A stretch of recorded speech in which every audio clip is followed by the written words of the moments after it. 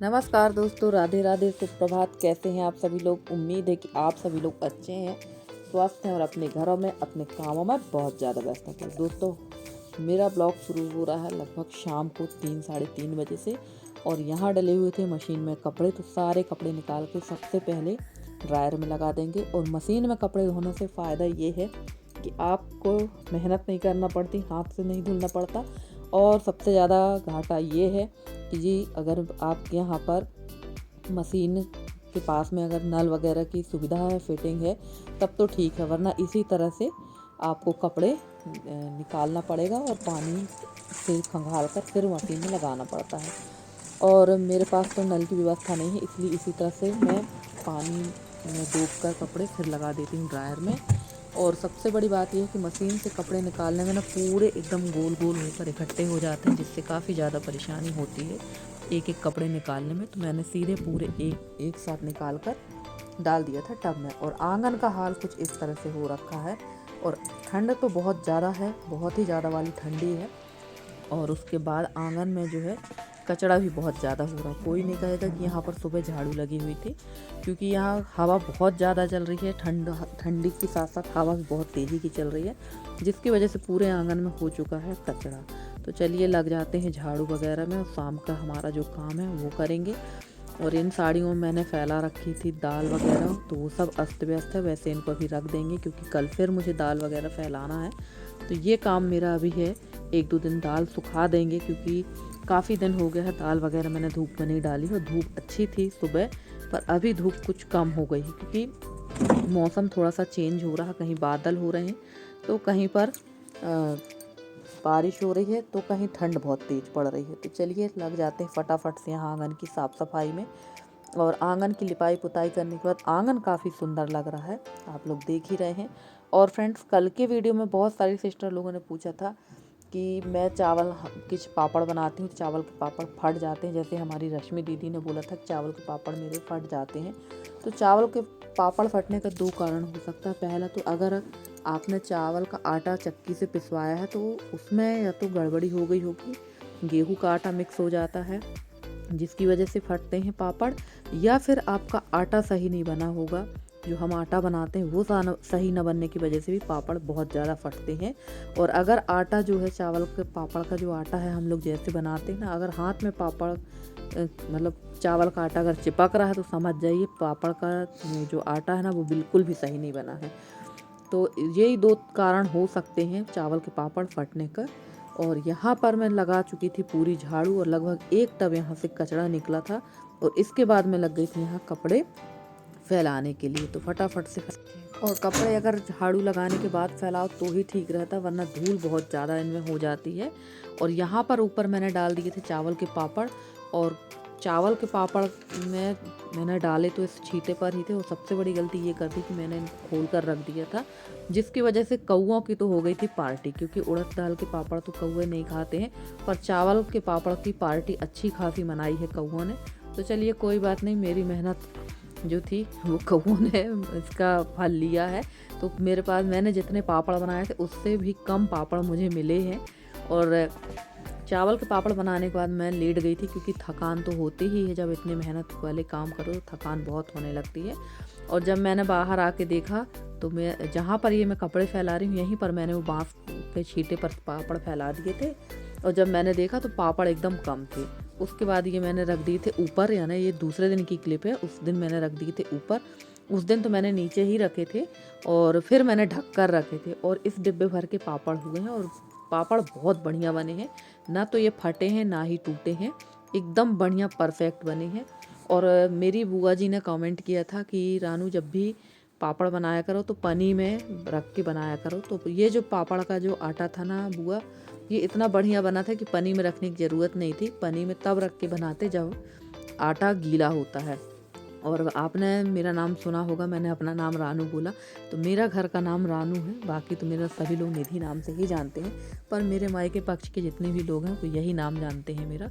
और इसके बाद मैं आ गई थी बाहर, तो यहाँ भी जगह खाली कर लेते हैं और सारे कंडे उठा कर रख देते हैं यहाँ पर, क्योंकि ना जगह बहुत कम हो पाती है कंडों के लिए। और वैसे कंडे तो बनते हैं जहाँ मेरी गाय बनती है उस वाली बाड़ी पर, पर वहाँ पर भी ना गाय पूरे कंडे कचर देती हैं और लगभग अब 1 महीने ही हमारे यहाँ कंडे बनेंगे। तो चलिए फटाफट से ये सारे काम हो जाएंगे और उसके बाद मैं गाय वगैरह अंदर करने के बाद मैं आ गई थी यहाँ दाल धुलने के लिए, क्योंकि मैंने मूंग की दाल भिगो रखी थी और मुझे बनाना है आज गर्मा गर्म मूंग दाल की कचौड़ी। तो चलिए फटाफट से कचौड़ी बनाते हैं। और मेरी प्यारी सी बहन रागनी ने बोला था कि दीदी मुझे मूंग दाल का हलवा खाना, तो बिल्कुल सिस्टर मूंग दाल का हलवा जैसे ही आपने बोला तो मेरे मुंह में भी पानी आ गया, क्योंकि मीठी चीज़ तो मुझे बहुत पसंद है। पर मेरे पास ना धुली दाल ना होने की वजह से वो मैंने बनाई नहीं, और हमारे गांव में धुली दाल मिलती नहीं है, उसके लिए मुझे अपने तहसील से ही बुलवाना पड़ेगा। तो धुली दाल मैं जल्दी से जल्दी बुलवाऊँगी, क्योंकि इस समय ठंड अच्छी फिर से पड़ रही है, तो हलवा वगैरह जो है ठंड में ही खाने का मज़ा है। तो जल्दी से जल्दी आपकी भी हलवा की रेसिपी आपके साथ शेयर करेंगे। और हमारी प्रतिभा दीदी ने बोला है कि दीदी गेहूं के पापड़ बनाना बताना। तो दीदी वैसे मैंने गेहूं के पापड़ अभी तक नहीं बनाए हैं, पर अगर आपने बोला है तो कोशिश करूंगी मैं बनाकर आपको दिखाने की। तो चलिए यहाँ दाल बिल्कुल धुल गई थी, और दाल मैंने बिल्कुल थोड़ी ही डाली है, क्योंकि कचौड़ी वगैरह मैं खाऊंगी या ज़्यादा से ज़्यादा यशी, और तो कोई खाएगा नहीं। और कचौड़ी 1-2 दिन ही चलने के लिए, तो 7 दिन भी चल जाती हैं, पर फिलहाल तो मैं ज़्यादा नहीं बना रही हूँ, थोड़ी सी ही बना रही हूँ। और आज यसी को लग रहा है कि मैं सिलबट्टे से ये मसाला पीसूँ। तो यहाँ धनिया ले लिया था मैंने, थोड़ी सी हरी मिर्च, अदरक का 1 टुकड़ा था, और इसमें ले ली थी सौंफ। तो इसको मोटा मोटा पीस लेंगे। तो भाई सबका अपना अपना तरीका होता है बनाने का। तो मैं यहाँ बना रही थी कचौड़ी, क्योंकि हमारी एक फ्रेंड ने रिक्वेस्ट की थी दीदी हमें कचौड़ी बनाना सिखाइए।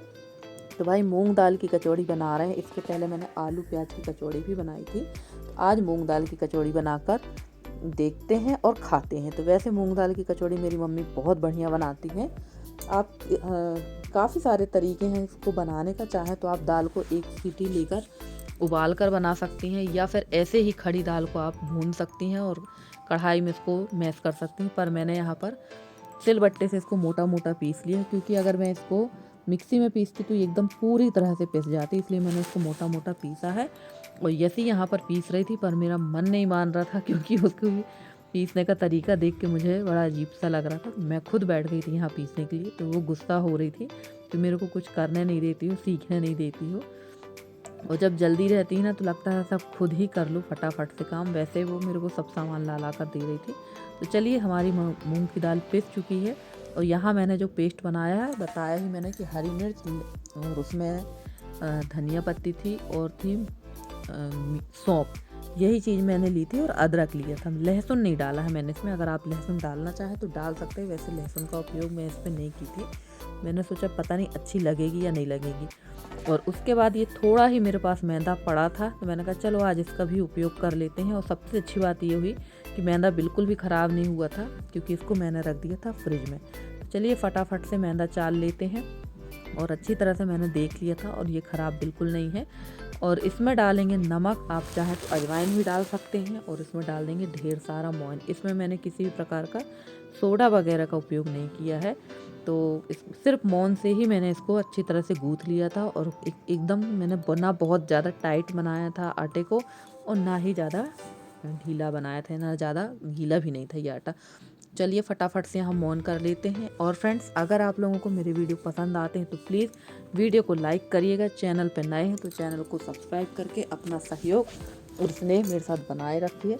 मैं आप लोगों के लिए अच्छे से अच्छी वीडियो लेकर आती रहूँगी। और फ्रेंड्स, अभी मैंने थोड़ा सा अपने वीडियो को चेंज करने की कोशिश की है, क्योंकि एक ही एक काम देख के सारे जो हमारे सब्सक्राइबर हैं वो थोड़ा सा बोर हो जाते हैं। तो थोड़ा सा मैंने चेंजेस किया है अपने वीडियो में, तो बताइएगा। और जो बहुत बारीकी से वीडियो देखते हैं वो भी बताइएगा कि क्या चेंज हुआ है वीडियो में। तो चलिए यहाँ पर हमारा जो मैदा है ये एकदम गुथ के तैयार हो गया। अब बना लेते हैं यहाँ पर हम लोग अपना मसाला। तो थोड़ी सी डाल देंगे हींग, क्योंकि बगैर हींग के तो ये मसाला अच्छा बनने वाला नहीं है। और यहाँ डाल दिया था मैंने जीरा। और इसके बाद डाल देंगे ये पेस्ट जो मैंने बना के रखा था, अदरक, मिर्ची और धनिया सौंफ का।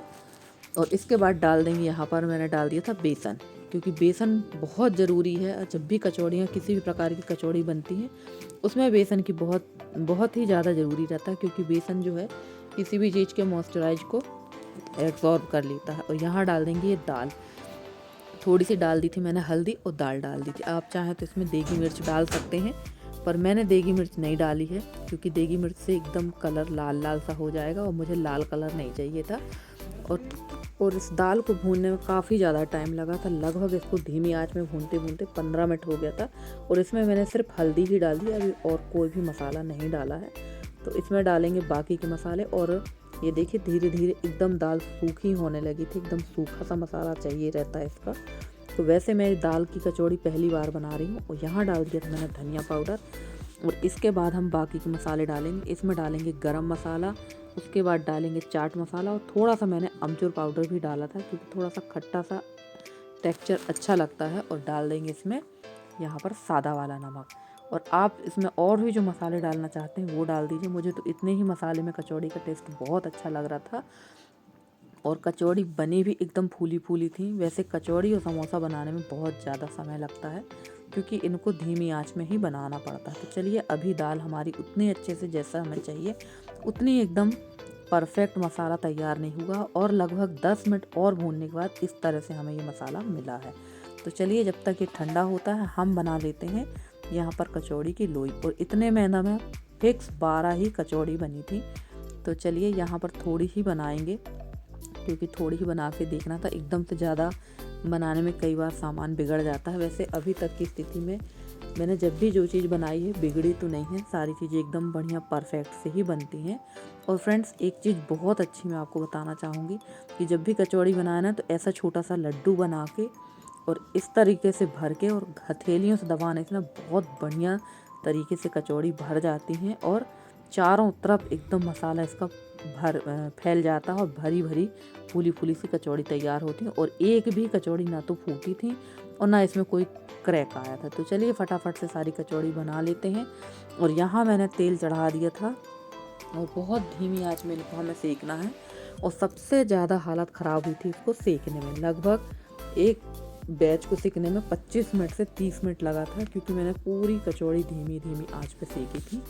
और सच कहें तो गर्मा गर्म खस्ता कचौड़ी ठंड में खाने का ही मज़ा आता है। तो बस यहाँ बन चुकी है हमारी मूंग दाल की कचौड़ी। और आप लोग भी बताइएगा कि आप लोग किस तरह से बनाते हैं और कैसी बनाई है मैंने ये कचौड़ियाँ, ज़रूर कमेंट करिएगा।